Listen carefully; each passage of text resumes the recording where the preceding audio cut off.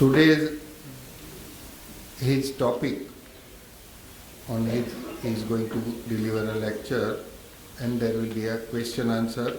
The Mahatma, Netaji, and Indian colonial constitutionalism is the topic.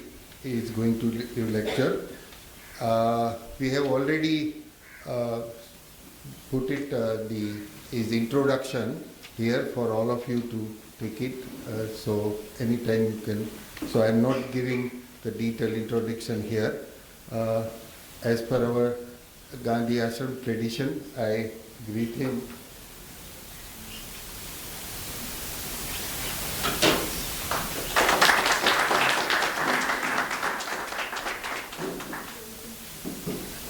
I request our chairman, Mr. Kartikeya Sarabhai, to give the book.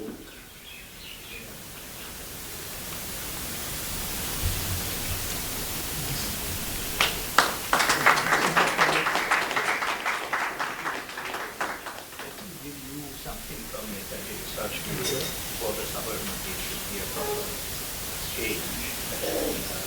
This is our latest journal, and this is something that came out in 2022, Netaji pictures.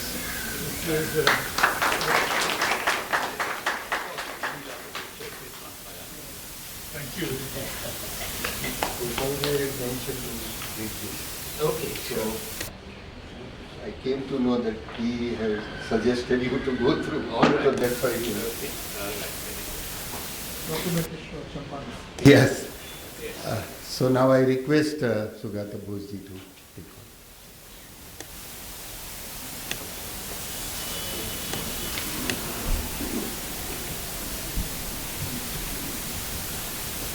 on. Good evening and Jai Hind. I'm truly honored to be back at the Gandhi Ashram in Sabarmati after 5.5 years. Sabarmati is for me a place of pilgrimage.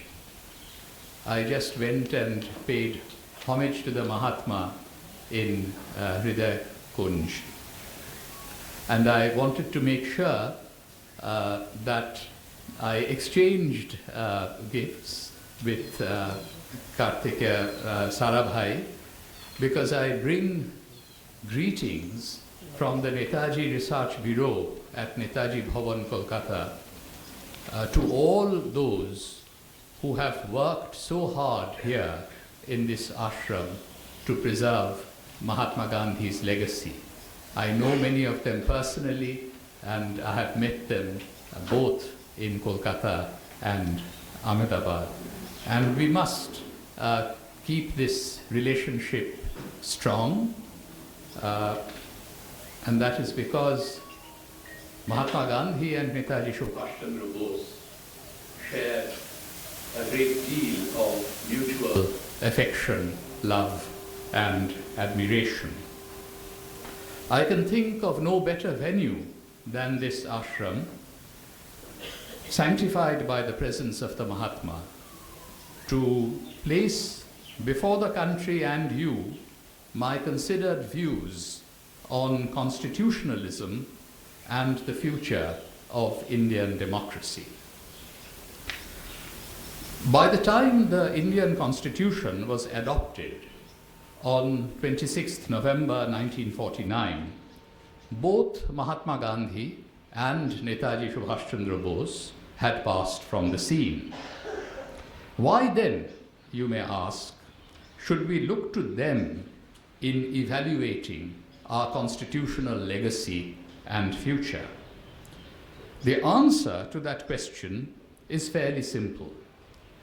The principles and values held dear by the Mahatma and Netaji and their closest associates informed the spirit of what I call Indian anti-colonial constitutionalism that remain our most valuable resource in the contemporary struggle for substantive democracy and genuine federalism.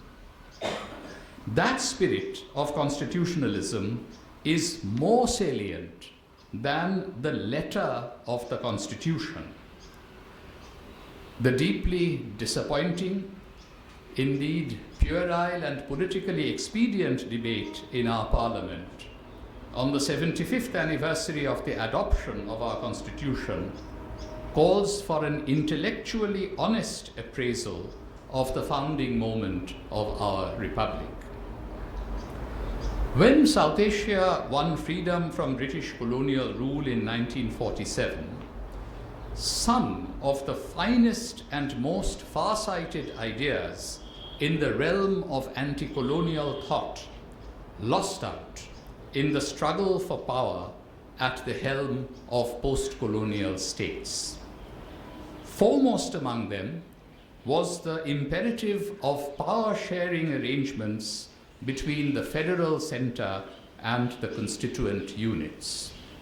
The failure of the Indian National Congress and the All India Muslim League to agree on how to share power in an independent, united India led to a partition based on the division of the two main Muslim majority provinces, Punjab and Bengal, along ostensibly religious lines. Partition, with its religious connotation, obfuscated provincial political dynamics that had made imaginative ideas of a federal and united India such an irresistible goal for a cross-section of anti-colonial nationalists. Those political and economic ideas have acquired renewed salience in the 21st century at the vortex of a complex and symbiotic relationship between the forces of democracy and authoritarianism. We need to engage in a creative process of historical retrieval of visions for substantive democracy and federal union during our struggle for freedom that remained unrealized during the post-colonial transition. A re-engagement with those ideas will enable us to better face the challenges of authoritarianism in the present and provide the basis for a more equitable and democratic national and global order. More than 100 years ago, before resigning from the Indian civil service, Subhash Chandra Bose wrote to Deshabandhu Chittaranjan Das from Cambridge on 2nd March 1921. We must now craft India's constitution based on Swaraj. The sentence was in Bangla, but one word, constitution, was in English.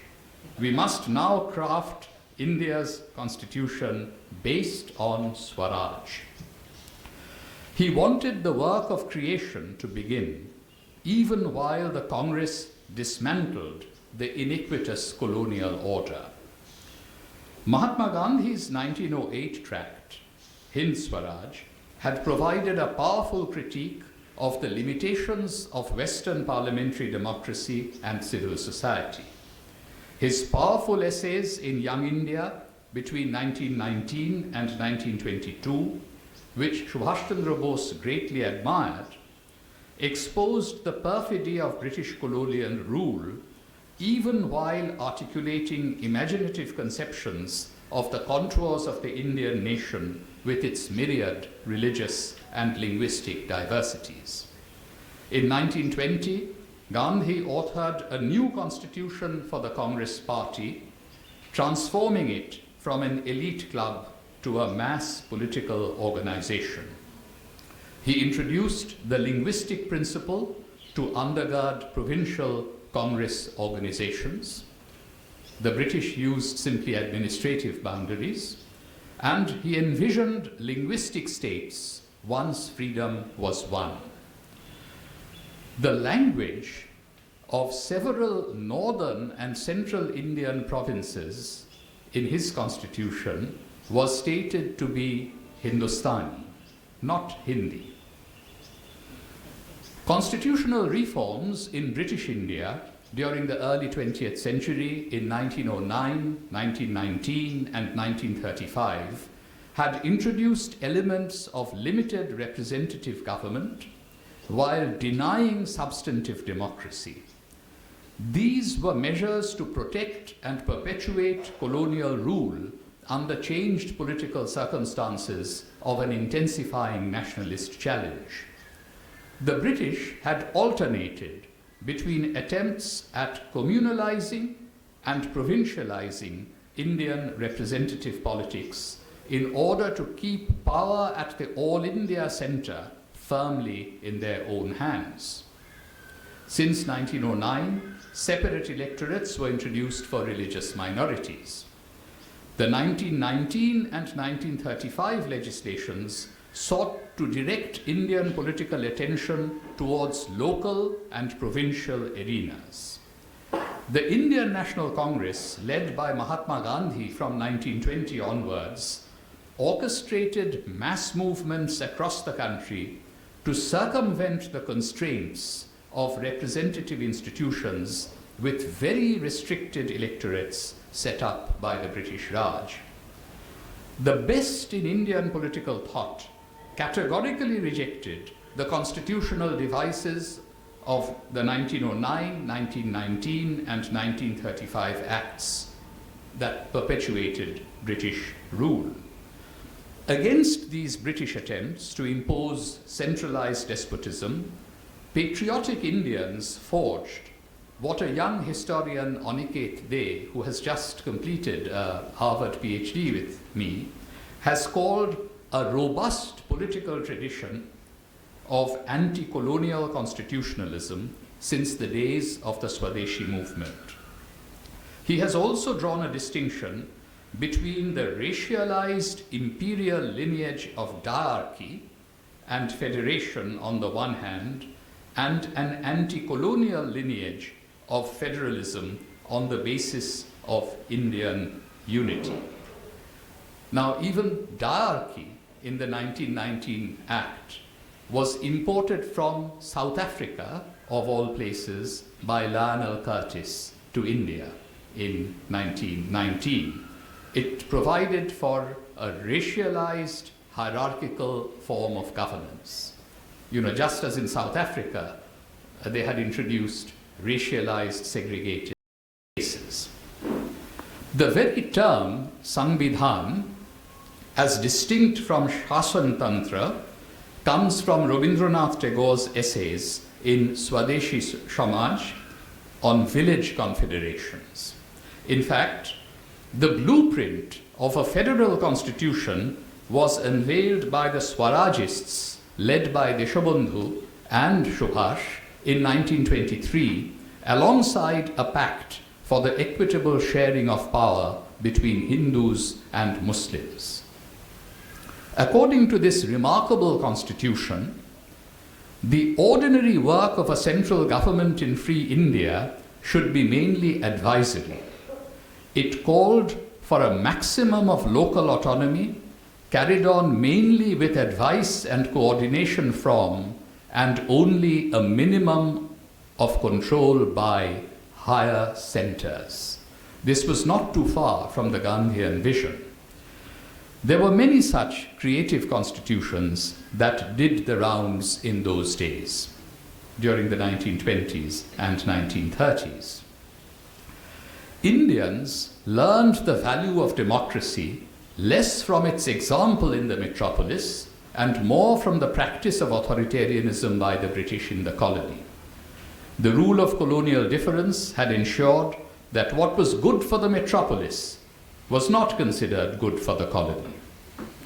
Democracy, as Subhash Chandra Bose put it in 1928, as president of the Maharashtra Political Conference, is by no means a Western institution, it is a human institution. India, he believed, should become, quote, an independent federal republic, unquote. He warned Indian nationalists not to become a queer mixture of political democrats and social conservatives. He explained, if we want to make India really great, we must build up a political democracy on the pedestal of a democratic society. Privileges based on birth, caste, or creed should go, and equal opportunities should be thrown open to all irrespective of caste, creed, or religion. The status of women should be raised, and women should be trained to take larger and a more intelligent interest in public affairs. Once the pledge of Purna Swaraj was taken, 26th January was observed as our Independence Day from 1930 to 1947.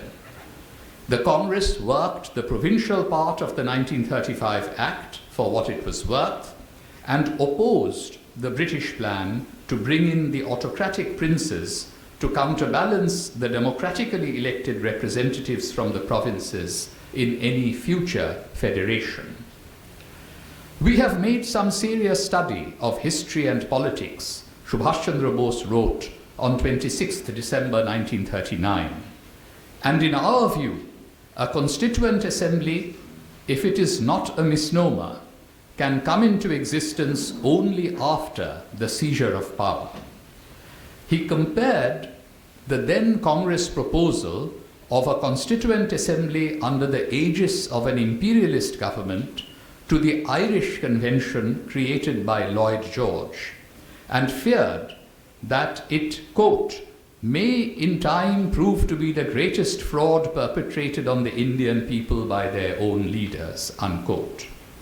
By contrast, he lauded the Sinn Féin's decision to stay away from Lloyd George's Irish Convention, and also the Bolshevik move to withdraw from the Russian Constituent Assembly. In his Azad Hind Fauj and government, Netaji achieved unity on the basis of equality among all religious communities and linguistic groups in a manner no other leader had been able to accomplish. And it was this achievement of his that Mahatma Gandhi truly admired, and he expressed that feeling in several statements that he made about Netaji and the INA between late 1945 and January 1948. As for Mahatma Gandhi himself, he wrote to Jawaharlal Nehru after the end of World War II on 5th October 1945. I still stand by the system of government envisaged in Hind Swaraj. I have not Hind Swaraj before me as I write. It is really better for me to draw the picture anew in my own words. And whether it is the same as I drew in Hind Swaraj or not is immaterial. I am convinced that if India is to attain true freedom, and through India the world also, then sooner or later the fact must be recognized that people have to live in villages, not in towns, in huts, not in palaces. I do not want to draw a large-scale picture in detail. It is possible to envisage railways, post and telegraph offices, etc. For me, it is material to obtain the real article, and the rest will fit into the picture afterwards. Now, if you read this passage carefully, Mahatma Gandhi is not denying that there should be some kind of a large-scale picture, but he wants to find the real article embedded in the locality, in the villages, and then he says the large-scale picture will emerge in proper fashion. Sometimes a focus among scholars between Gandhi's supposed localism and Nehru's centralism has distracted attention from very creative constitutional visions of India's federal unity, articulated by a range of leaders, including Deshabandhu and Netaji. We never had a popularly elected constituent assembly of the sort that Netaji had wanted. With independence on the horizon, an indirectly elected constituent assembly from the provincial legislatures, based on a very limited franchise, was convened on 9th December 1946 to begin the task of laying the constitutional foundation of India's democracy. On 26th November 1949, the Constituent Assembly adopted a set of principles enshrined in a lengthy written document that have guided India's political destiny for 75 years. The republic envisioned in the Constitution was formally inaugurated on 26 January 1950. Its most far-reaching, far-sighted and bold provision was for universal adult franchise in a country with a literacy rate hovering near 12%, lower than what it had been in the late 18th century. It also, importantly, provided for reservations in the legislatures for the scheduled castes and the scheduled tribes, a principle that had been agreed upon in the Pune Pact of 1932 between Gandhiji and Ambedkar. India was fortunate that as a result of Mahatma Gandhi's open-mindedness, a stringent critic of mainstream nationalism, the depressed classes leader, Dr. B.R. Ambedkar, placed his intellectual prowess at the service of the nation for 5 years, from 9th December 1946 to 12th October 1951, when he resigned as law minister from Jawaharlal Nehru's cabinet in protest against conservative opposition to the reformist Hindu Code Bill. It is pertinent to recall what Ambedkar said on the question of minority protection while introducing the draft constitution on 4th November 1948. To diehards who have developed a kind of fanaticism against minority protection, he declared, I would like to say two things. One is that minorities are an explosive force which, if it erupts, can blow up the whole fabric of the state. The other is that the minorities in India have agreed to place their existence in the hands of the majority. They have loyally accepted the rule of the majority, which is basically a communal majority and not a political majority. It is for the majority to realize its duty not to discriminate against minorities. However, the Constitution did away with separate electorates and did not accept reservations for disadvantaged religious minorities. In the same speech, Ambedkar tried to respond to contemporary critics who asserted that there was nothing new in the draft constitution, that about half of it has been copied from the Government of India Act of 1935, and the rest of it has been borrowed from the constitutions of other countries. Ambedkar explained that he had borrowed and not plagiarized. He was only sorry that the provisions taken from the Government of India Act 1935 related mostly to details of administration. He agreed that ideally administrative details should have no place in the Constitution, but argued that it was necessary in the Indian situation. It was in this context that Ambedkar invoked the concept of constitutional morality, described by Grote, the historian of Greece. However, Grote had written of a situation where apparently people were saturated with constitutional morality and could therefore take the risk of omitting details of the administration from the Constitution. In India of the late 1940s, Ambedkar believed, such a diffusion of constitutional morality could not be presumed. Constitutional morality, he contended, is not a natural sentiment. It has to be cultivated. We must realize that our people have yet to learn it. Ambedkar followed up this contention with a debatable proposition. Democracy in India is only a top dressing on an Indian soil, which is essentially undemocratic. In today's climate, some would probably label him unpatriotic or anti-national for having said so, but a mature democracy ought to ponder over the remark and embrace the value of constitutional morality as respect for forms and procedures that enable the negotiation, adjudication, and resolution of differences by transcending what Grote had described as the bitterness of party contest. In the course of the Constituent Assembly debates, another eloquent member, Zairul Hasan Lari, pointed out that constitutional morality was a value that not just citizens, but also the government must learn. Just because the government has the power to act, it does not mean it should. The spirit underlying the Constitution, and not just the words, must guide and restrain the government. If Ambedkar had profound insights into just representation for subordinated castes and the value of constitutional morality, the majority in the Constituent Assembly collectively fell short on the question of emergency provisions and federalism. The Constitution was framed under the dark shadow of the dislocations wrought by partition. Mahatma Gandhi's assassination and the loss and division of the Muslim-majority provinces reduced the voices that would have argued against an over-centralizing impulse. Ambedkar was originally elected to the Constituent Assembly from Bengal, thanks to the magnanimity of scheduled caste leaders led by Jogendranath Mondal. The list of members who registered and presented their credentials on 9th December 1946 from Bengal had been a veritable roll of honor.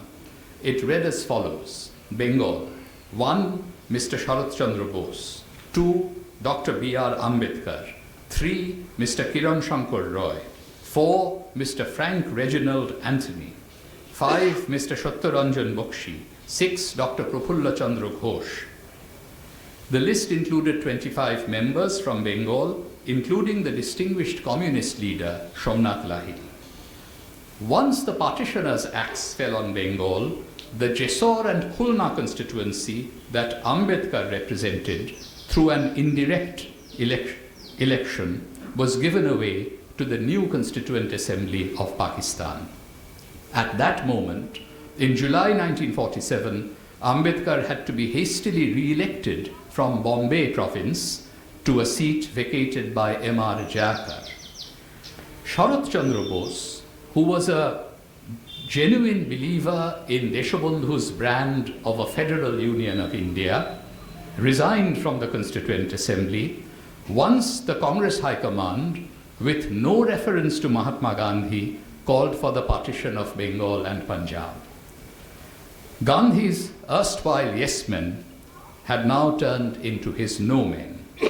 On the last day of his life, 30th January 1948, the Mahatma spent some time drafting a new constitution for the Congress party that he believed would be better suited to the new era of freedom.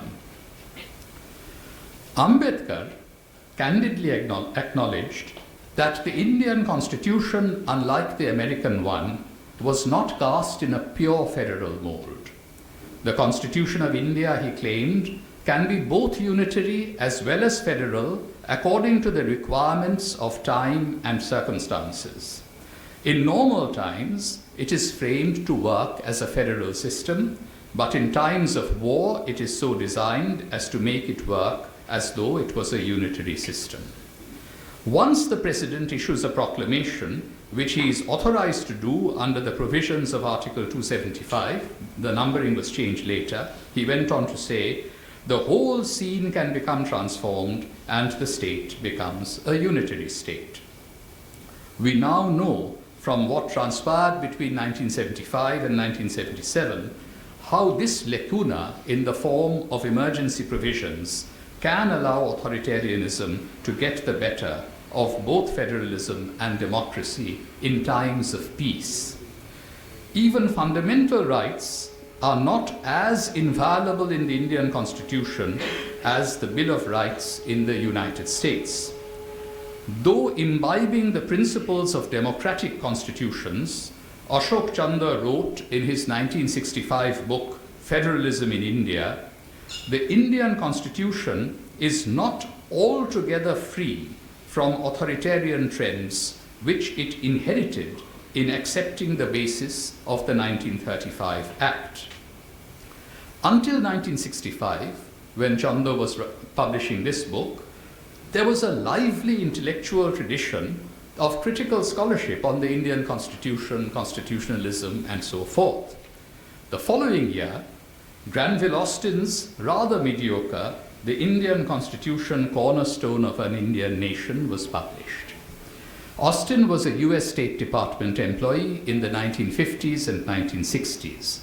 The foreigner's praise of the supposed liberal features of the Constitution was lapped up in Indian ruling circles.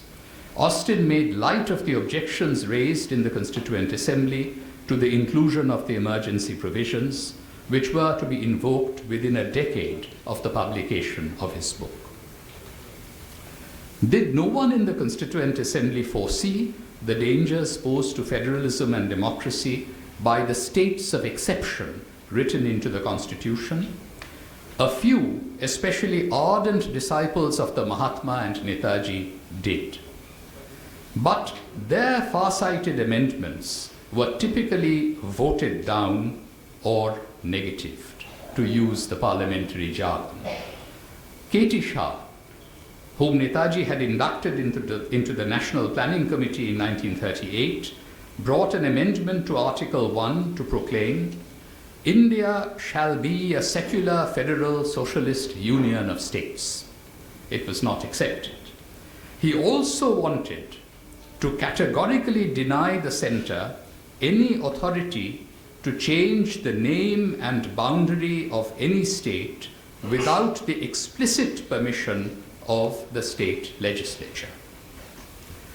Hari Vishnu Kamath, a close associate of Subhash Chandra Bose during the freedom struggle, rang the alarm bells during the debate on draft Article 275 on 2nd August 1949. I have ransacked most of the constitutions of democratic countries of the world, monarchic or republican, and I find no parallel to this chapter on emergency provisions in any of the other constitutions of democratic countries in the world. The closest approximation to my mind is reached in the Weimar Constitution of the Third Reich, which was destroyed by Hitler taking advantage of the very same provisions contained in that constitution. The Weimar Constitution of the Third Republic exists no longer and has been replaced by the Bonn Constitution, but those emergency provisions pale into insignificance when compared with the emergency provisions in this chapter of our Constitution. Ambedkar's colleague, T.T. Krishnamachari, made light of the constitutional dictatorship envisaged in Article 48 of the Weimar Constitution. Kamath intervened once more to say to Krishnamachari that the point I made out with reference to Article 48 of the Weimar Constitution is that Hitler used those very provisions to establish his dictatorship. Ambedkar reckoned much time had been taken up in the debate and thought that no reply was necessary because Mr. T.T. Krishnamachari had replied to the points already. The President of the Constituent Assembly, Rajendra Prasad, terminated the debate with a show of some impatience.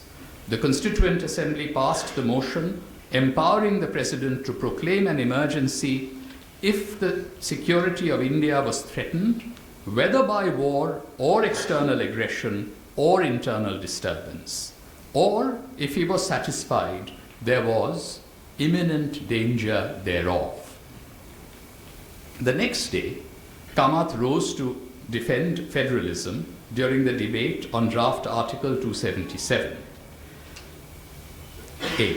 That would let the union government intervene in the internal affairs of states in case of internal disturbance. He brought an amendment to replace that phrase with internal insurrection or chaos. The article proposed intervention by the President on receipt of a report from the state governor or otherwise. Kamath considered otherwise to be a mischievous word. He refused to be party to such a foul transaction, setting at naught the scheme of even the limited provincial autonomy which we have provided for in this Constitution, and I shall pray to God that he may grant sufficient wisdom to this House to see the folly, the stupidity, the criminal nature of this transaction. These are his words. Kamath received some support from K.T. Shah, Shibanlal Saxena, Hridayanath Kunzru, Renuka Roy, and Vishwanath Das, who had been Premier of Orissa, in taking a stand against the emergency provisions and over-centralizing tendencies. It is amazing that none of these names were once mentioned in the debate that took place on the Constitution on its 75th anniversary. They were all outvoted, of course, and Kamath's plea to lay the foundation of a real democracy sounded like a voice in the wilderness. I do not altogether deny Ambedkar conceded that there is a possibility of these articles being abused or employed for political purposes. The proper thing we ought to expect is that such articles will never be called into operation and that they would remain a dead letter. That was a pious hope waiting to be belied, but we should also ponder whether the authorship of clauses that Ambedkar wanted to be a dead letter should be thrust on the chairman of the drafting committee. He had reservations about certain clauses, parts of the letter of the Constitution. The proceedings of this Constituent Assembly would have been very dull, Ambedkar said in his final speech in the Constituent Assembly, if all members had yielded to the rule of party discipline. Party discipline in all its rigidity would have converted this assembly into a gathering of yes-men. Fortunately, there were rebels. He went on to list by name Hari Vishnu Kamath, Dr. P.S. Deshmukh, R.K. Sidhwa, Professor Shibanlal Saxena, Pandit Thakurdas Bhargava, Professor K.T. Shah, and Pandit Hridayanath Kunsru. That I was not prepared to accept their suggestions, Ambedkar generously stated, does not diminish the value of their suggestions nor lessen the service they have rendered to the Assembly in enlivening its proceedings. Reduced to enlivening the proceedings rather than contributing to the substance of the final product, the rebels did not disguise their feelings of regret that their amendments were not accepted. K.T. Shah, the opposition's first presidential candidate against Rajendra Prasad, had warned that, quote, in the Constitution as it stands, there is room rather for the development of fascism than for the development of a working real democracy, unquote, since the Prime Minister had been given powers to become, quote, an actual dictator, unquote, and the Cabinet and Parliament, quote, nothing but the registry office of such a dictator, unquote. Harsh words. Shivanlal Saxena, the Gandhian, who passed 10 years of his young life in prison dungeons and condemned cells during British rule, called the suspension of the right of habeas corpus the darkest blot. I could never have conceived that in the Constitution of Free India, he lamented, detention without trial will be permitted under the fundamental rights of the people. Rising to extend limited and qualified support to the motion moved by Ambedkar to pass the Constitution, Kamath suggested that we, the people of India, had come to the end of a long journey, which was, however, the beginning of a longer, a more arduous, and a more hazardous one. True to the Indian genius, he noted, our struggle, our awakening began with a spiritual renaissance which was pioneered by Ramakrishna Paramahamsa, Swami Vivekananda, and Swami Dayananda. In the wake of those spiritual leaders came the political renaissance and the cultural renaissance, of which the torchbearers, the leaders, the guides were Lokmanya Tilak, Aurobindo, and Mahatma Gandhi, and last but not the least, Netaji Subhash Chandra Bose. He recalled the part played in the freedom struggle by Sheikh Abdullah in Kashmir and Khan Abdul Ghaffar Khan and his brother Dr. Khan Sahib in the northwest frontier province. That part of India is no longer with us, Kamath said, but our hope and our faith is that whatever the differences between the part that has gone from us and the part that still remains to us, those differences will be removed, will be smoothened, and our relations will become happier day by day, and Pakistan and India will live on the most cordial terms as years roll by. The constitution that had been settled by the Assembly he described as, quote, a centralized federation with a facade of parliamentary democracy, unquote. He and his friends, Shivanlal Saxena, P.S. Deshmukh, R.K. Sidhwa, Mahavir Tyagi, Thakurdas Bhargava, Naziruddin Ahmad, K.T. Shah, Hridayanath Kunzru, and Brajeshwar Prasad had all tried, quote, to make the constitution conform to the preamble, unquote, but found that the horoscope of the drafting committee was strong. The Congress High Command, ignoring Mahatma Gandhi, had insisted on partition in order to inherit the unitary centre of the British Raj. The spectre of partition violence was invoked to further bolster centralized state authority and entrench emergency powers in the Constitution. Partition had depleted the ranks of federalists in the Indian Constituent Assembly. Only a few ethical and eloquent voices arguing for greater democracy and greater federalism remained. Kamath, as we have seen, strenuously opposed the inclusion of the emergency provisions. Article 279 was later renumbered as Article 352 and Article 359. Part 18 of the Constitution, conferring emergency powers upon the President, Sharat Chandra Bose wrote in a critique in January 1950 in the Indian Law Review, has a remarkable family likeness to Section 42, 43, and 45 of the Government of India Act 1935, the quintessence of which is reincarnated in our Constitution with a minimum of verbal changes. He described the emergency provisions as, quote, time bombs, unquote. He further pointed out that Article 21 of the Constitution, quote, does not secure due process of law. It secures procedural process only, unquote.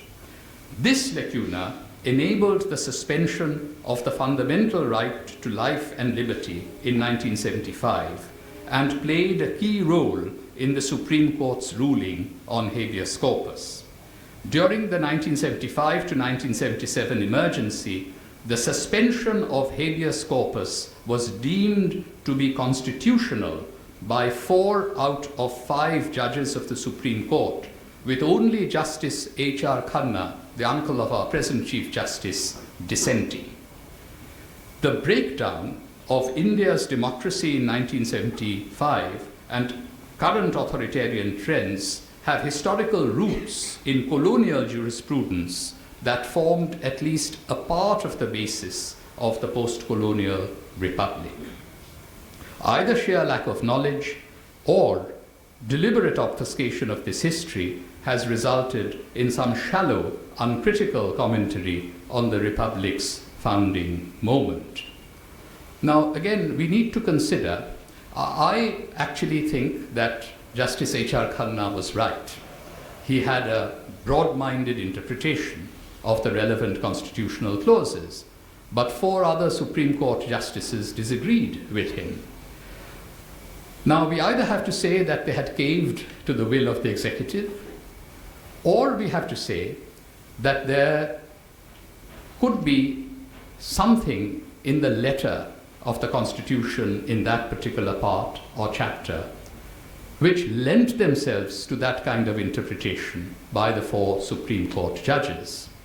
Similarly, if you consider the more recent judgment, ostensibly on the issue of Kashmir and the Jammu and Kashmir Reorganization Act, all 5 judges of a Supreme Court bench, headed by D.Y. Chandrachud, found perfectly constitutional this reorganization, the bifurcation of a state, lowering the status of a state to that of 2 union territories.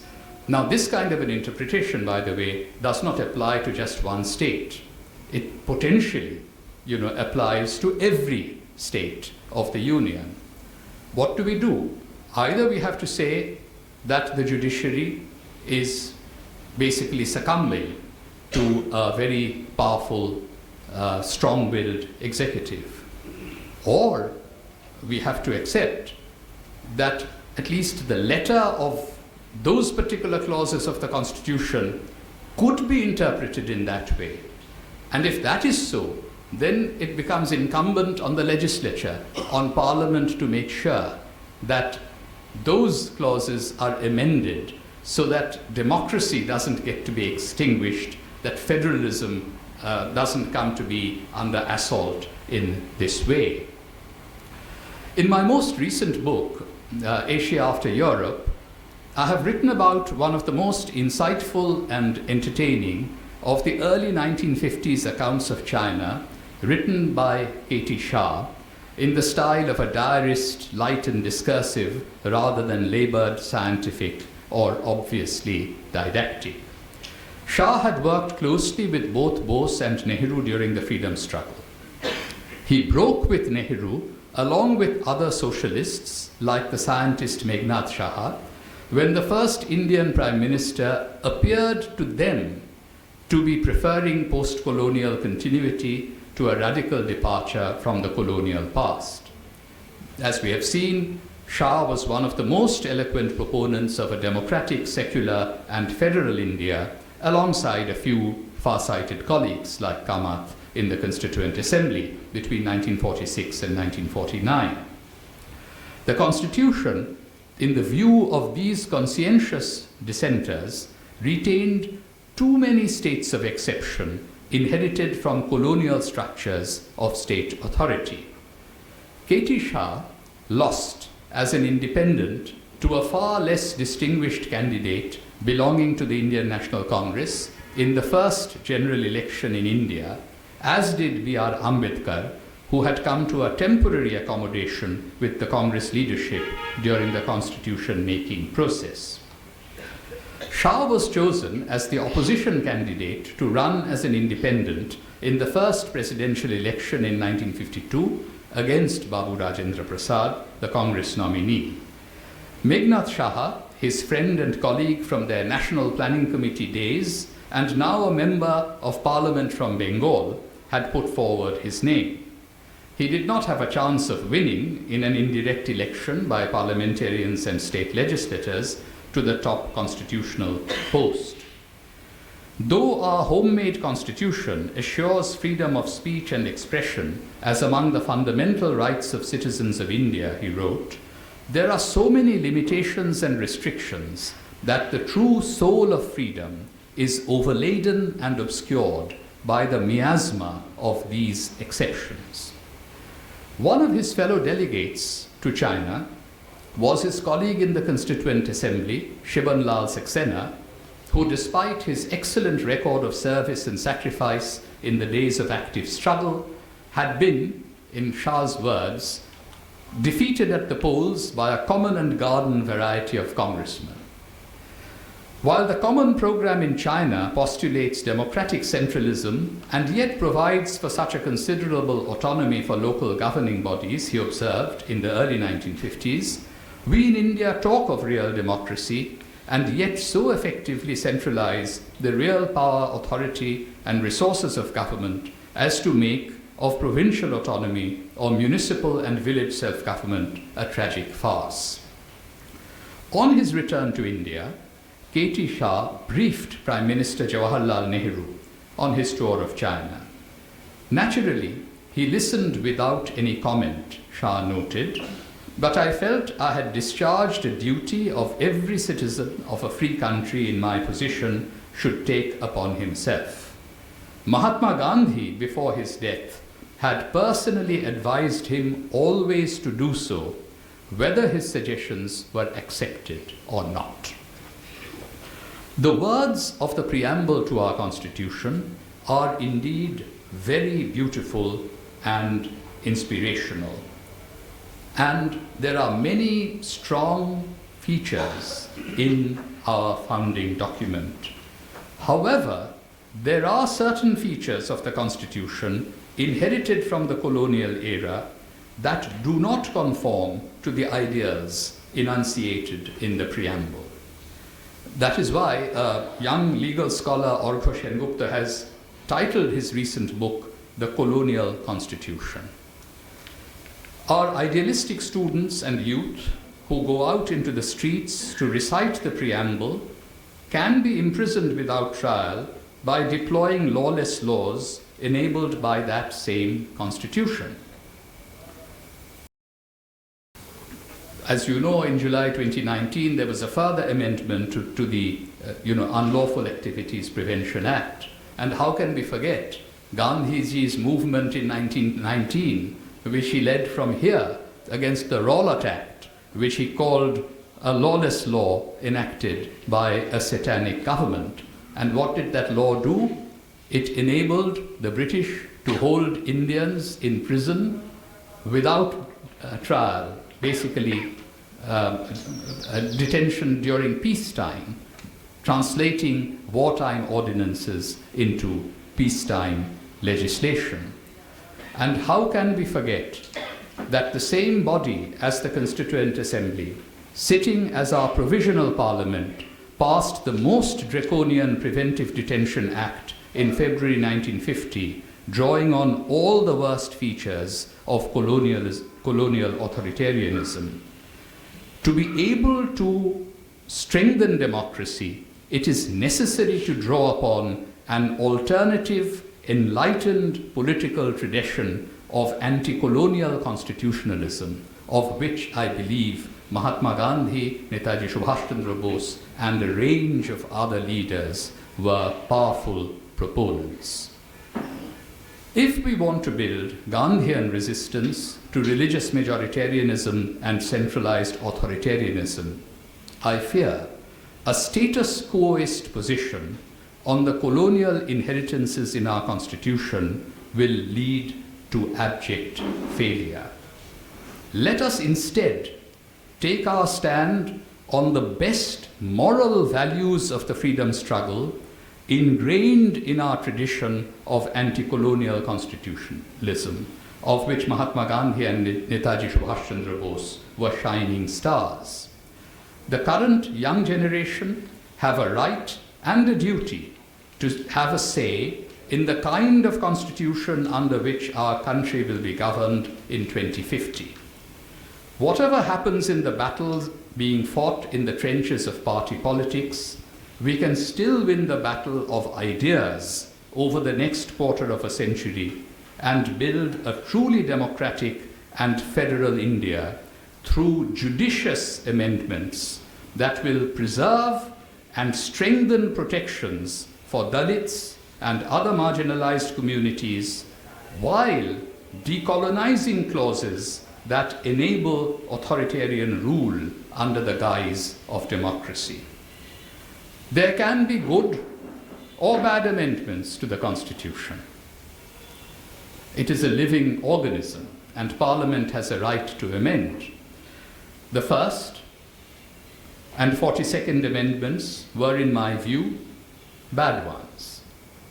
The first one limited freedom of expression. It is almost exactly the opposite of the First Amendment of the US Constitution, and that is being talked about quite a lot these days. And the 42nd Amendment, of course, was one that was passed during the emergency. It brought in many different changes, most of them bad, one or two which were not bad. And most of them were withdrawn by the 43rd Amendment in 1977. I played a role in the passage of the 100th Amendment in 2015. I was on the External Affairs Committee at that time. This amendment helped ratify the India-Bangladesh Land Boundary Agreement, which had been hanging fire for 40 years. And this amendment, I believe, was in our national interest and needed to be passed, and it got to be passed unanimously. We were actually worried at first whether we would get the 2/3 majority needed in both houses to pass the amendment, but good sense prevailed at that time. We should ensure that the letter of the Constitution accords fully with the noble spirit articulated in its preamble. Most important, our greatest freedom fighters knew that Indian unity can only be of the federal type. We need to bolster the federal features of our state and polity. That is the need of the hour. We can go through a process of renewal of our constitutional legacy to build a better constitutional future. Let us therefore craft our constitution on the basis of Swaraj that Netaji Subhash Chandra Bose had called for more than 100 years ago. Jai Hind.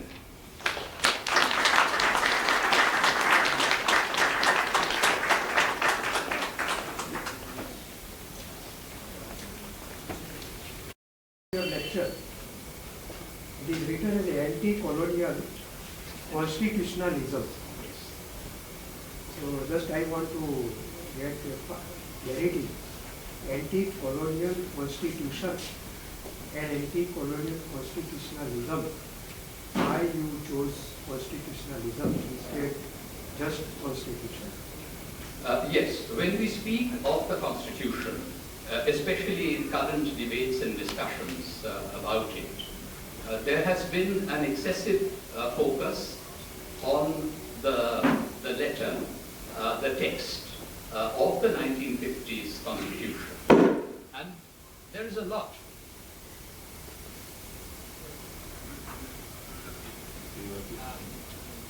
And there is a lot to recommend,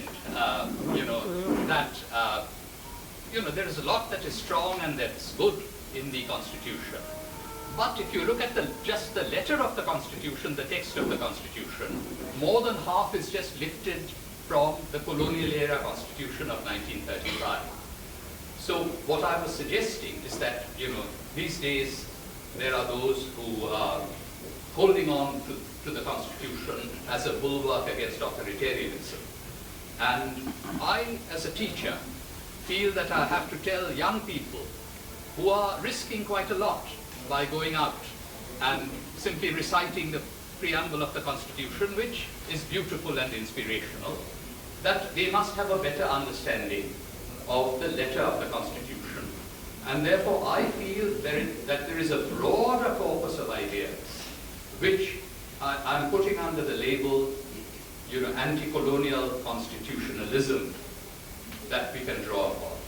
That is a much more valuable resource.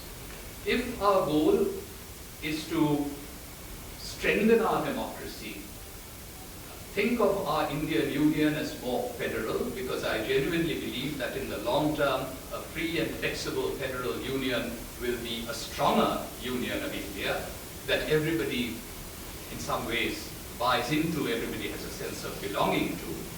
Then I think we need to draw on a very powerful political and intellectual tradition of anti-colonial constitutionalism.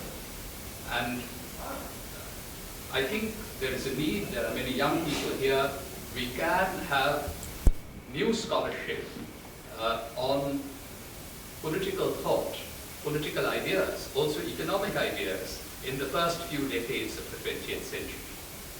And as I said, some of those good ideas lost out because of the nature of what happened in the late 1940s, including, of course, partition. And as we think about the 21st century, of course, we have to suit those ideas to the times in which we live, but they are relevant. They have become more salient today than they may have been before. Therefore, constitutionalism in its anti-colonial form, rather than just the Constitution.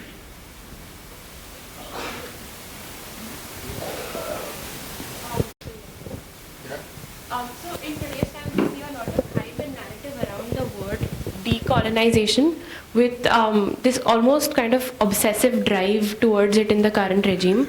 So as a historian, I wanted to ask you, like, what does decolonization mean to you? Is it something that India should strive to achieve, and is it something that India has achieved till now? I just want to know your thoughts on this. Again, that's a very good question. I think that we do need to, complete the decolonization of our mind, quite apart from the decolonization of certain institutions or certain other kinds of inheritances. But there is a problem, because this whole idea of decolonization or decolonial is being appropriated. And therefore, let us say the recent revisions that have been carried out to our criminal procedure code. Now, that was colonial. It needed to be decolonized.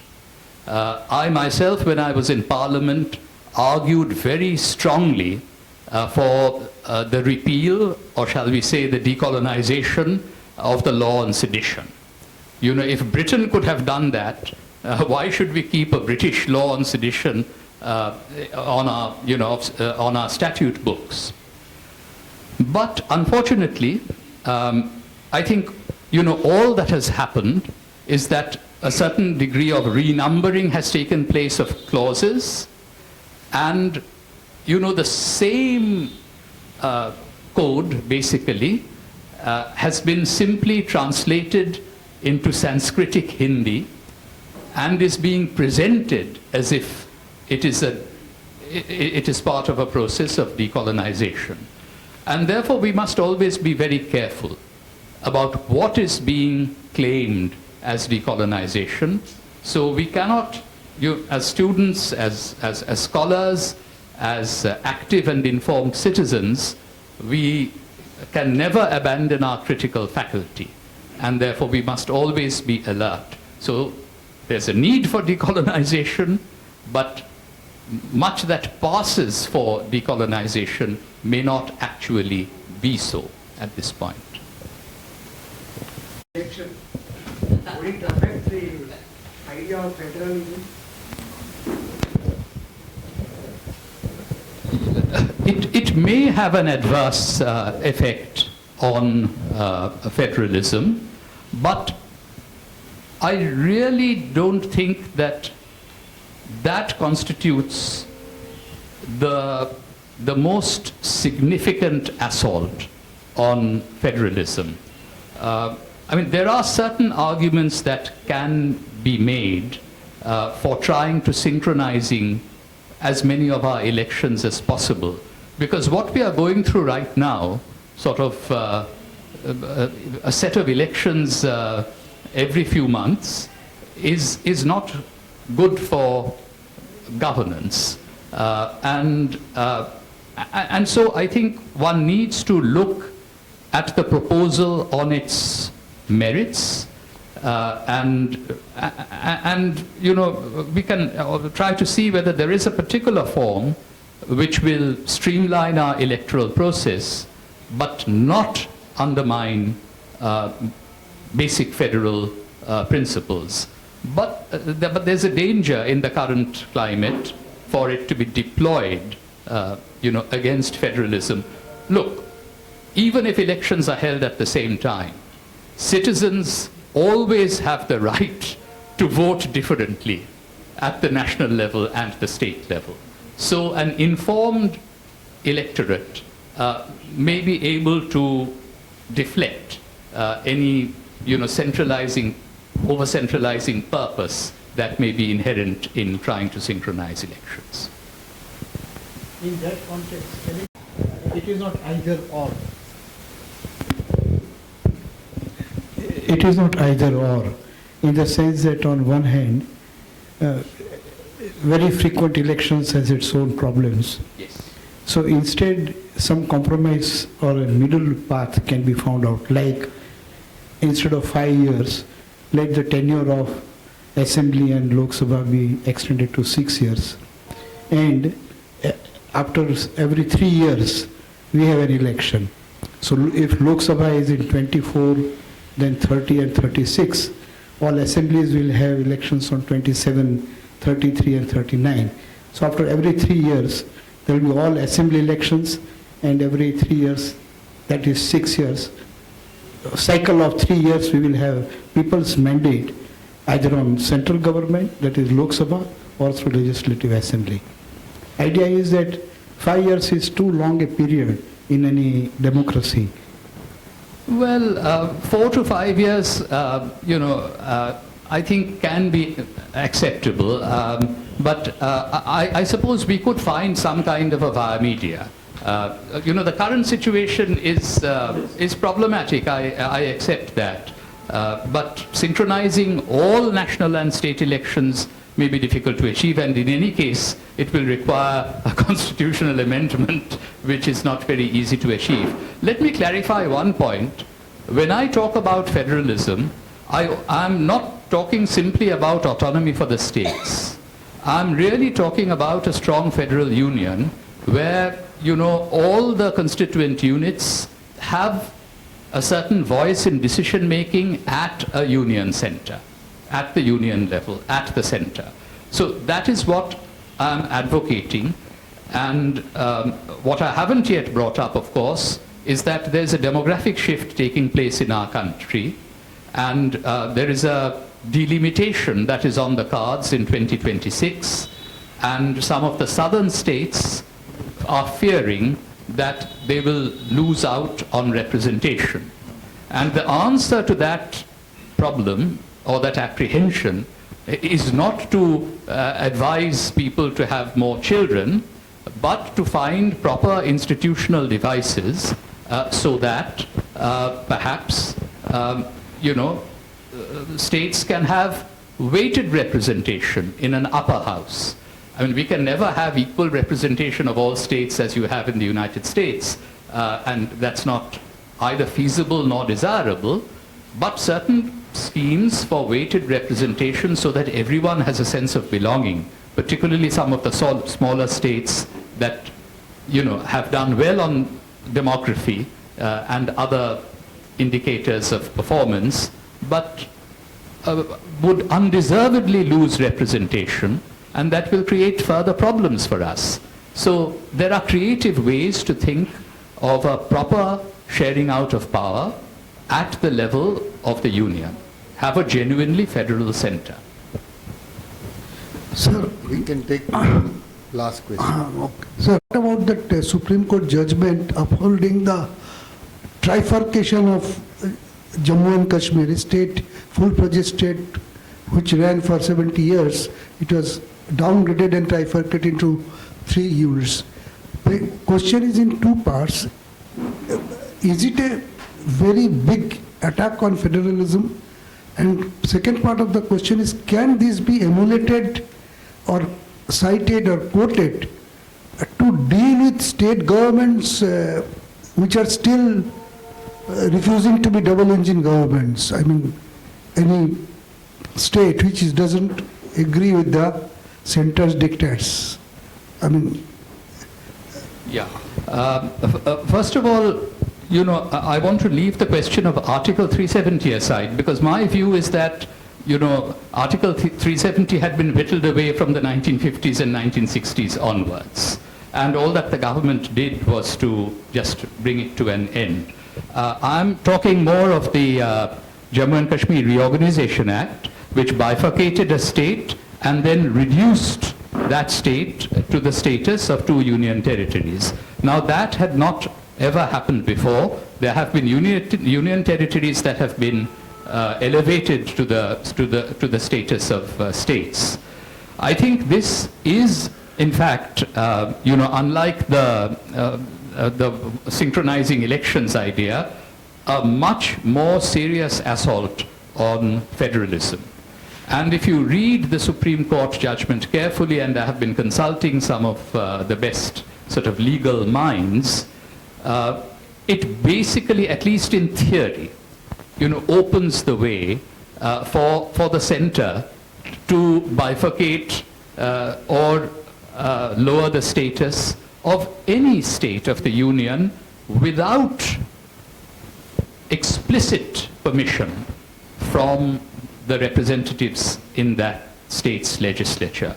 So potentially it is a fairly big problem, and that's why I was saying that if the letter of the Constitution permits, that kind of an interpretation by a 5-judge bench of the Supreme Court, rather than simply criticizing those judges for that verdict, if and when there is a different composition of the parliament which wants to see greater democracy, greater federalism, it may be a good idea to make sure that, the letter of the Constitution accords with what we say is our commitment to India as a union of states.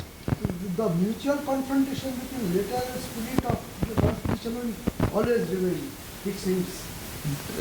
To some extent, it's a tension that is always there, and especially because any judiciary always interprets the Constitution. And who the judges are can be extremely important. We are seeing that in the United States constantly with the Trump judges, and what happens, we'll have to wait and see. All that I'm saying is that the spirit permeating the Constitution is more precious than certain details which may be a part of the letter of the Constitution in certain clauses. And if they tend to undermine or contradict the preamble, then we should not shy away from making the necessary changes. What I fear at this point, and I'm thinking of the opposition in our country today, I think there's a tendency to take a self-defeating status quoist position. It is better to be intellectually honest and, put forward what your views are. And I'm taking a stand on the side of the spirit of the Constitution, and also what I have talked about today as a very robust political intellectual tradition of anti-colonial constitutionalism. I think that our finest leaders of our freedom struggle, Mahatma Gandhi and Netaji Subhash Chandra Bose included, would favor that form of constitutionalism, because constitutionalism is necessary for a good democracy to function. And therefore, the letter can always be tweaked to accord with the spirit. Okay, thank you. Very comprehensive and very research, well-learned conversation with today. I'm thankful to all of you, and I'm very happy today that there are many young students from various disciplines are here and participated, and patiently they are attentive in the lecture. Thank you all of you. We have a tea, so we can have a chat there. So we all are invited for the tea. Thank you.